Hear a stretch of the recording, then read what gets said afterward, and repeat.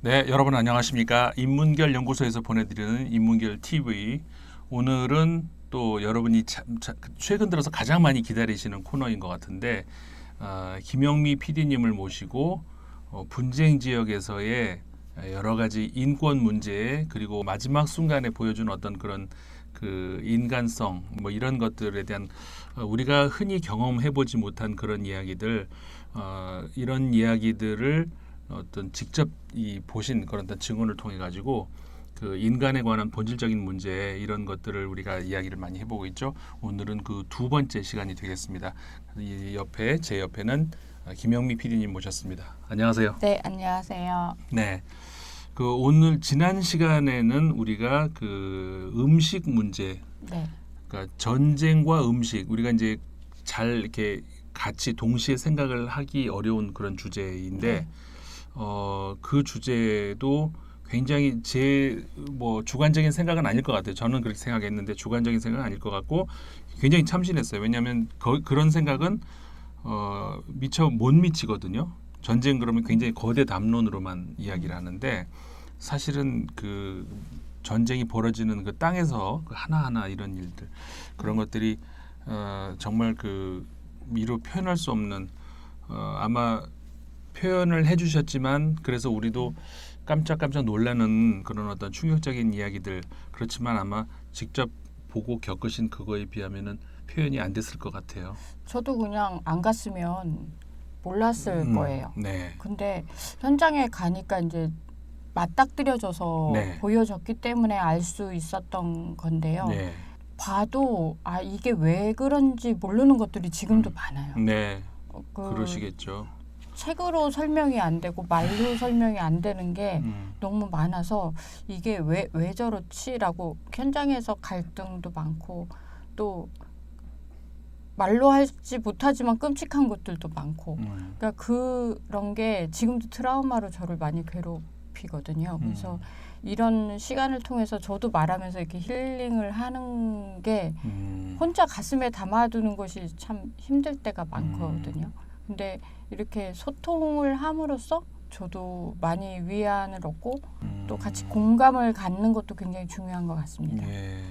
그러시다면 다행인데 다행히 또 이렇게 많은 분들이 공감을 해주시고 그 정말 이렇게 좋은 얘기 많이 들었다라는 그런 반응 해주신 분들이 계시는 것 같아요.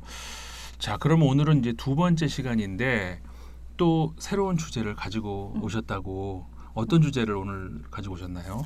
오늘은 약자와 전쟁이라는 주제로 얘기를 하고 싶은데요. 예. 우리가 이제 개념적으로는 전쟁이라는 게 굉장히 약자한테 불리하겠구나라는 생각을 이렇게 하시잖아요. 그렇죠. 근데 제가 그 전쟁에서 겪은 약자의 모습은 정말 약자였어요. 그 단적인 걸 하나 설명을 드리면 폭격이 이루어지잖아요. 예. 근데 어른들은 다리가 길어서 도망도 빨리 가는데 아이들은 그 순간에 다리가 짧으니까 빨리 도망을 못 가는 거예요. 그래서 폭격이 일어나고 나서 잔해를 들춰보면 아이들 시체가 훨씬 많아요. 그게 그 짧은 순간에 엄마들, 아빠들 혹은 삼촌 이런 사람들은 본능적으로 도망을 가게 되나 봐요. 그렇죠. 물론 아이들도 챙기고 뭐 이렇게는 하지만 아이들을 다 챙기지를 못하는 거예요. 이렇게 안고 뭐 이렇게 뛰지만은 근데 그 짧은 순간에 다 챙기지 못한 아이들은 살려고 도망을 가는데 다리가 짧은 거예요. 그거를 팔레스타인에서 보고서 이게 참 전쟁은 약자일수록 힘이 없을수록 불리하구나라는 거를 느끼고 제가 굉장히 멍해졌던 순간이었어요. 그러니까 이게 사실 전쟁과 약자 말씀하신 것처럼 전쟁이라는 건 싸우는 거고 싸우면 당연히 약자가 불리하지 개념상으로는 이게 이해가 안 가는 사람은 없죠. 개념으로는 다 이해가 가는데 진짜 약자가 이제 누구냐? 그러니까는 당하는 사람 중에서도 그 안에서도 약자가 있다는 얘기잖아요. 네. 제가 그 첫 번째 경험을 팔레스타인에서 하고 한국에 와서 제 주변을 돌아봤어요. 네. 아, 이거 폭격이 나면 옆집에 저 아이들 이런 아이들이 먼저 다치는 거네라는 생각을 하니까 너무 끔찍한 우리가 거예요. 평상시에는 그런 생각을 해보질 않는데 네. 그리고 그 사회가 이제 평화롭고 정상적이라면은 그 인간의 기본 권리라는 것이 보장되기 때문에 그 기본적으로 힘이 세건 약하건 남성이건 여성이건 뭐 노약자건 젊은이건 어린이건 똑같은 인격적인 대우를 받는데 이게 전쟁이라든가 이런 비상 상황으로 접어졌을 때 이들의 운명이 어떻게 갈리는지 우리는 못 보잖아요, 평소에. 근데 그런 현장을 보셨기 때문에 그런 게 이런 우리 사회를 보면서 눈에 확 들어오신다는 거잖아요. 그러니까 법과 제도가 무너졌을 때 그 상황이 라이브하게 보여지니까 우리 사회가 그게 벗겨졌을 때 안전장치잖아요. 민낯. 예. 민낯이 딱 보여지니까 아, 큰일 나겠구나라는 생각이 딱 들게 되는 거죠. 그뿐만이 아니라 여성들 같은 경우도 중동이나 이런 데에 여성들의 성노예 사건이라든지 그런 게 남의 일이잖아요. 이제 제가 이제 취재하면서 가슴 아팠던 게 예지디라는 그 족이 있어요. 민족이. 예. 그 예지디는 공작새를 이렇게 모시는 신을 모시는 종족인데 이라크 북부 쪽하고 이란 쪽 이쪽에 사는 종족이에요. 이라크 북부 이란. 네네.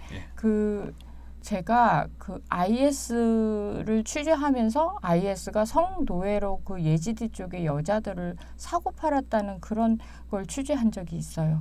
그래서 터키 쪽의 난민촌에 가서 그 예지디의 성노예로 팔렸던 여자들이 그쪽에 탈출해서 왔다는 소식을 듣고 이제 취재를 했는데 그 사람들의 증언을 들으면서 우리나라의 그 위안부 할머니들의 증언과 너무 똑같은 거예요.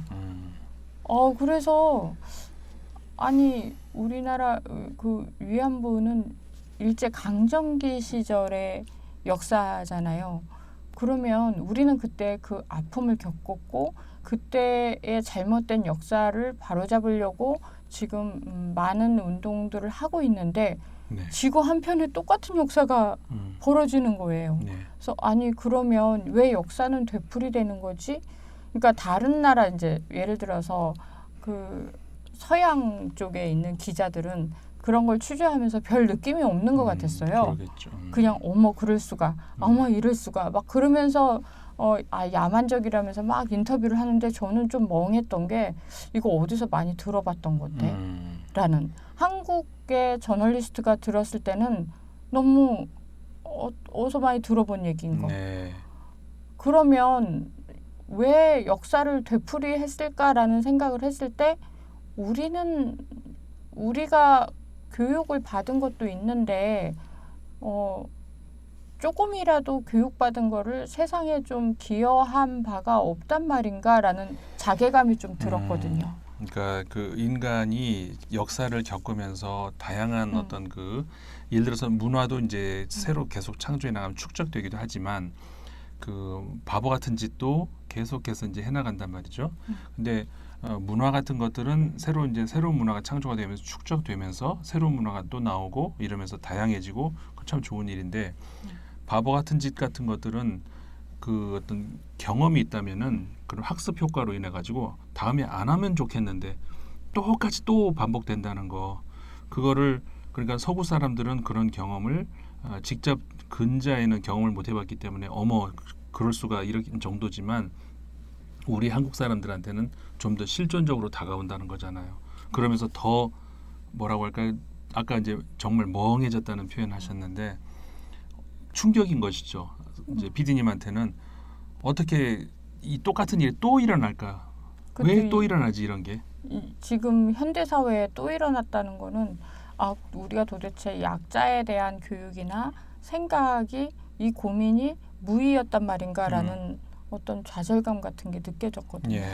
그래서 약자에 대한 고민을 좀 더 해봐야 되는 거 아닌가라는 생각이 그래서 다시는 되풀이되지 않는 뭔가 장치 같은 게 좀 있어야 되지 않을까?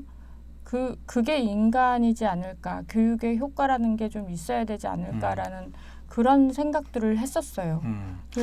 이게 전쟁이라는 공통점이 있는 거예요. 일제 강점기 때도 여러 전쟁이 있었고 또 IS가 활개치던 시절도 분명히 전쟁이라는 그런 공통점이 있었거든요. 네. 그러면 전쟁으로 인해서 이런 위안부 같은 성노예 뭐 이런 말도 안 되는 야만적인 형태가 나타났거든요. 그러면 이 공통점이 앞으로도 이 조건이 충족된다면 또 나타난다는 건데 인간은 이걸 막을 수 있는 그런 게 없을까라는 고민을 하게 된 거예요. 이거를 우리가 이제 제가 인문학을 하고 있으니까 인문학적으로 이제 민감한 그런 문제로 또 다가오기도 해요. 왜 그러냐면은 처음에 이제 인문학이라는 것이 만들어진 것이 물론 인문학적 사고야 뭐 인간이 과거 그 야만인 시절부터 이제 있었겠지만 학문으로서의 인문학이라는 것이 탄생했던 것은 인간이면 다 그냥 서로 우리가 소위 그 시빌리제이션이라는 의미의 문화라고 해서 저기도 다르고 여기도 다르고 다 다르고 뭐 아마존 사람들하고 서유럽 사람들하고 또 우리 한반도에 있는 사람들하고 전부 다 다른 것이고 생활 양식이 다르고 그리고 시대적으로 보더라도 그 옛날 이제 그 고대 시대, 중세 시대, 그다음에 현대 다 삶이 다양하고 다르다 뭐 이런 정도로 생각을 하다가 그 소위 인류학자 이런 사람들이 그 유럽의 그러니까 문명 국가의 인류학자 이런 사람들이 가장 야만스럽다는 그들이 생각하는 그 아마존에 들어가 봤더니 똑같더라는 거죠. 그러면서 아 이래서 인류라는 게 있는 거구나. 그러니까 아무리 우리가 이제 뻐기고 우리는 참 문명 국가고 저 사람들은 문맹이고 뭐 야만이고 이렇게 했는데 보니까는 그거는 아주 겉보기 그것만이 그런 것이고 내용으로 보니까는 인간은 똑같더라는 거 이걸 발견하면서 그래서 이제 인문학이라는 것이 학문으로서 이제 만들어진 건데 지금 그런 의미에서 긍정적인 의미에서의 그 인문학적인 어떤 그 배경 이런 것들도 있지만 지금 PD님 말씀을 들으면서 그 바보 같은 짓 정말 그 전쟁을 포함을 해서 과거의 경험을 했음에도 불구하고 또 일어나고 이런다는 거. 그러니까 이거는 그래서 이제 인문학적인 그 어떤 그 사고와 분석과 이런 것들이 여전히 유효하다는 것이 우리가 그래 그거는 과거 일인데 그 설마 또 그러겠냐? 절대 그렇지 않다는 것이죠. 반드시 이건 또 일어날 수 있다는 것. 그러니까는 역사를 그냥 과거의 일로 묻어놓으면 절대로 안 된다는 것. 언제든지 벌어질 수 있는 현재 그리고 미래도 될 수 있는 결코 우리가 이제 그 옛날 일로 넘겨서는 안 된다는 그 교훈을 다시 한번 제가 생각을 하게 돼요. 지금 PD님 말씀을 듣다 보니까.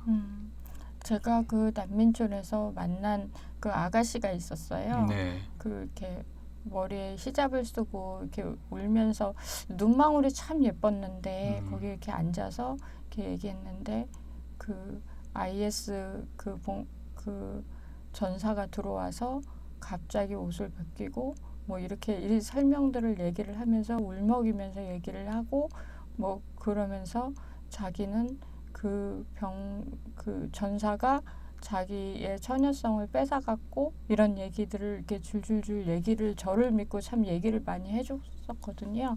근데 그 눈망울이 제가 이렇게 어디에 투영이 됐냐면 왠지 머리를 닦고 있는 10대의 옛날에 치마 조골이 입었던 우리 위안부 할머니의 과거로 이렇게 투영이 됐었던 것 그게 한국의 저널리스트였기 때문에 가능했었던 것 같았어요.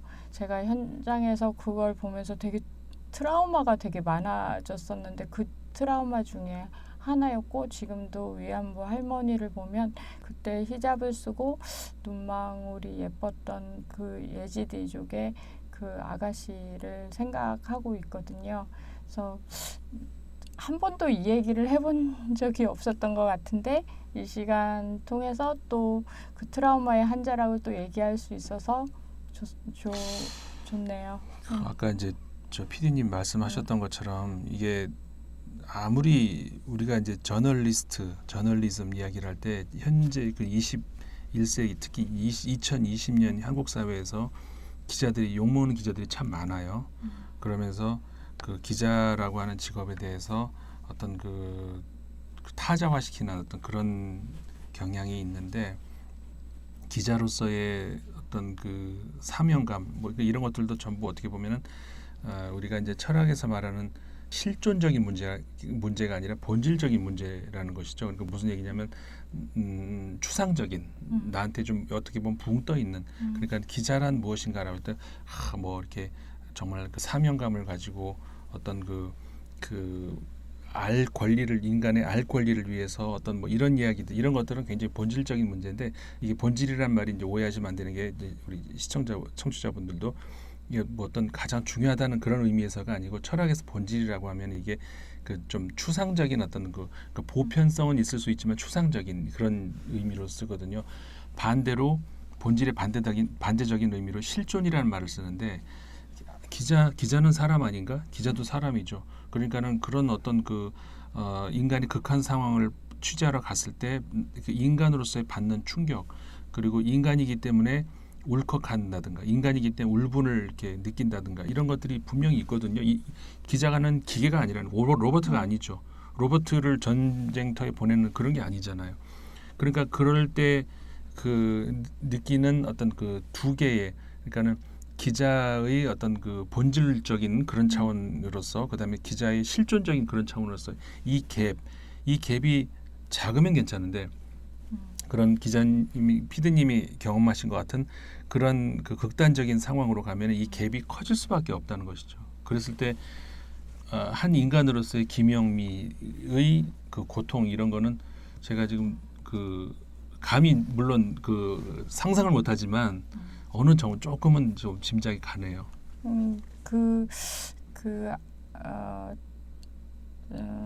예지디의 성노예 살해자 보면서 되게 너무 약자인 거예요.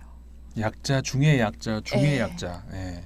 그래서 저한테 계속 그 자기의 그 고통과 증언을 해주면서 뭔가 의지할 데가 없으니까. 의지할 데가 없기 때문에 저한테라도 그러니까. 말을 하고 싶었던 그 아휴. 마음이 느껴졌어요. 그래서 뭔가 바뀌지 않겠지만 저한테라도 하소연을 해보고 싶었고 자기는 의지할 데가 없습니다라는 말을 계속 했거든요. 전쟁에서 아마 최하위층의 약자였을 거예요. 그렇죠. 그러니까는 전쟁에서 약자의 그 국가 그 안에서 약자 소수 부족 그 안에서 저 여성 그 안에서 어린 여성 정말 약자 중에 약자 중에 약자 그런 아까 말씀 제가 드린 것처럼 그 뭐 모든 것들이 갖춰지고 제도적으로나 모든 것이 그런 어떤 평화로운 정상적인 사회라면 보호받을 수 있는 그렇지만 최악의 극단적인 상황으로 해서 가장 그러니까는 그 보호를 받지 못하는 사람들이 열악한 상황이 떨어질 때마다 하나씩 이번에 코로나 사태 벌어지면서 벌써 그 사회적 약자부터 먼저 이렇게 떨어져 나가잖아요. 그러니까는 사망률도 그들이 높고 이제 다른 나라 같은 경우에 미국 같은 경우에 보면은 흑인들이 먼저 실험자로 떨어지고 이런 것처럼 전쟁이라는 그런 상황에서는 다 정말 마지막 피해자 그들이 바로 지금 말씀하신 예지디의 그 젊은 여성들이라는 거잖아요. 아무도 기억해주지 않을 거예요. 그 예지디 아가씨가 아무도 그 여자를 기억해주지 않을 거고 누구에게도 존재감이 없었을 증언이었고 존재감이었지만 저한테 얘기를 했고 저는 오늘 여러분한테 얘기를 해주거든요. 그게 또 언론인의 역할이니까. 네, 지금은 어디서 어떻게 됐을지 모르겠지만 전쟁으로 인해서 제일 먼저 자기의 인생이 나락으로 떨어졌을 거고 또 전쟁이 아니었어도 약자였을 거고 그런 사람 먼저 전쟁으로 인해서 최하위층으로 내려갔을 그 아가씨를 기억해 줄 사람은 세상에 없거든요. 그런 사람이 이 아가씨 혼자냐? 아닐 거라는 거죠. 그리고 누구든 전쟁이 일어나면 약자뿐만이 아니라 예비 약자들까지도 약자가 되거든요. 그게 이라크에 제가 한 마을에서 겪었던 일인데요. 한 마을에 이렇게 폭격이 한번 떨어지면 미국의 미사일은 상상을 초월해요. 정말 그 마을 하나가 통째로 날아간다고 보면 돼요. 여러분이 사시는 그 동 전체가 아마 날아갈 수도 있을 거예요. 그런 동네 하나가 있었어요. 근데 그 폭격이 나고 바로 가서 취재를 했고 한 2년 정도 지났을 때 제가 우연히 그 마을을 지나서 한 번 더 갔거든요. 근데 제가 상상도 못한 일을 그 마을에서 겪었어요. 그 겪은 게 뭐냐면 마을 전체 사람이 장애인이었어요. 죽은 사람은 다 죽었고 살아남은 사람은 다 장애인이 돼 있었어요. 폭격이 워낙 심했기 때문에 멀쩡한 사람이 없었던 거예요. 근데 그 중에 한 장애인이랑 이렇게 우리나라처럼 장애인이 휠체어를 타고 다닐 수 있는 상황도 안 됐고 그러니까 다들 이렇게 구호품이 아니면 도저히 살아갈 수 없는 상황이었거든요. 그래서 국제사회가 이렇게 보내주는 구호품이나 이런 걸로 연명을 하고 있었거든요. 그 중에 한 장애인이 저랑 인터뷰하다 한 말이 너무 충격적이었는데 자기는 이 폭격으로 생긴 장애인이 아니래요. 원래 장애인이래요. 근데 자기가 장애인 시절에 되게 차별을 많이 받았대요. 근데 이제 자기를 차별했던 사람도 다 장애인이 됐다는 거예요. 이걸 어떻게 제가 이해를 해야 될지 몰라갖고 제가 엄청 당황했었거든요. 그러면서 이 사람은 그러더라고.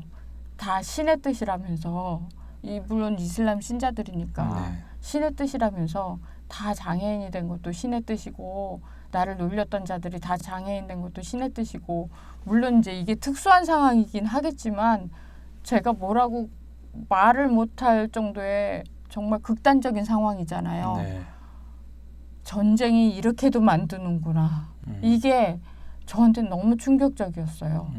그래서 그 뒤로 이제 제가 이 마을을 취재하고 나서 그래도 이제 다른 구호단체나 이런 데서 그나마 여기를 많이 이렇게 돌봐주고 있어서 그나마 다행이라고 생각은 했지만 전쟁이 아니면 이런 극단적인 상황이 벌어질 수가 있겠나라고 생각을 해봤던 곳인데요. 그래도 사망자가 워낙 많았기 때문에 그나마 장애인으로 살아남을 수 있었던 것만으로도 자기네들은 감사하게 생각한다고 말해서 제가 어이상실했던 마을 중에 하나였거든요.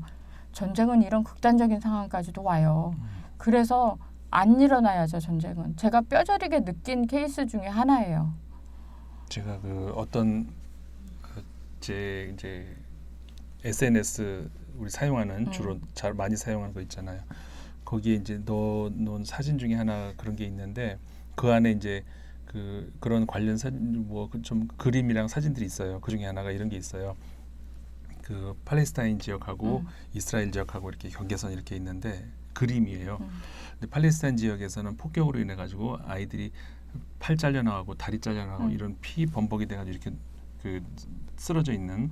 그다음에 이스라엘 지역에서는 아이가 이스라엘 그 마크 국기에 있는 그 마크와 이렇게 이런 걸 옷을 다 입고 그냥 멀쩡해요. 근데 이제 그 충격으로 울어요. 막 울고 있으니까는 CNN, BBC 서구 언론 기자들이 이쪽은 팔레스타인 지역을 안 봐요. 그리고 그 이스라엘에 울고 있는 어린이를 막 슬퍼하면서 찍는 그런 그림이 있어요. 그러니까 저도 그런 어떤 그 유사한 경험을 하고 그걸 보면서 계속 반성을 하는 게 뭐냐면은 저도 이제 방송에 나가서 이제 국제 동향 이런 소식 이런 것들 전하잖아요. 그런데 주로 그러니까 우리는 서구 중심으로 이렇게 이제 전할 수밖에 없는 것이죠. 그게 아무리 제가 이제 각성을 해도 또 한계를 왜냐하면 뉴스로서의 그 가치라는 것이 또 그건 무시할 수 없기 때문에 그런데 인간의 어떤 한 죽음을 두고서 그런 지역에서의 지금 말씀하신 한 동네 전체가 날아가고 폭격으로 인해 가지고 전체가 불구자가 되고 그 안에서도 또 어떤 그 갈등 이런 것들이 있고 그런 지역들은 우리가 있었는지 없었는지도 모르고 그냥 넘어간단 말이죠. 그런데 영국이나 뭐 프랑스나 독일에서 누구 하나가 도심에서 칼에 맞았다. 그거는 바로 그냥 뉴스화 된다는 것. 폭탄 테러 같은 거 나도 100명 이상 사망해야 뉴스가 되거든요. 그러니까 맞아요. 그런 거 보면 너무 잔인하죠. 네. 그래서 그런 것들을 그 보도를 하는 중에도 신경을 쓰는데 참 이게 우리가 다 같이 생각해 봐야 될 문제인 것 같아요. 왜냐하면은 그런 걸 말을 하고 싶어도 방송국에서는 어느 정도 제재를 해요. 왜냐하면은 아까 말씀드린 뉴스 가치라는 것. 근데 그 뉴스 가치라는 건 누가 만드냐면은 청취자, 시청자들이 또 만들어요.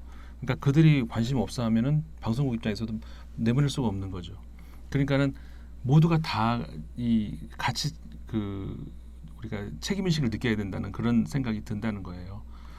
봐주시는 분들도 서구 사회의 어떤 그런 중심에서의 뿐만이 아니라 그쪽 지역을 또 관심을 가져주셔야 되고 그래야 방송국에서도 그쪽을 더 그쪽으로 신경을 돌릴 수 있고 그래야 우리도 또 이제 더 소식을 전할 수가 있기 때문에 저도 계속 책임의식을 느낍니다만은 그런 문제가 계속 또 있긴 있는 것 같아요.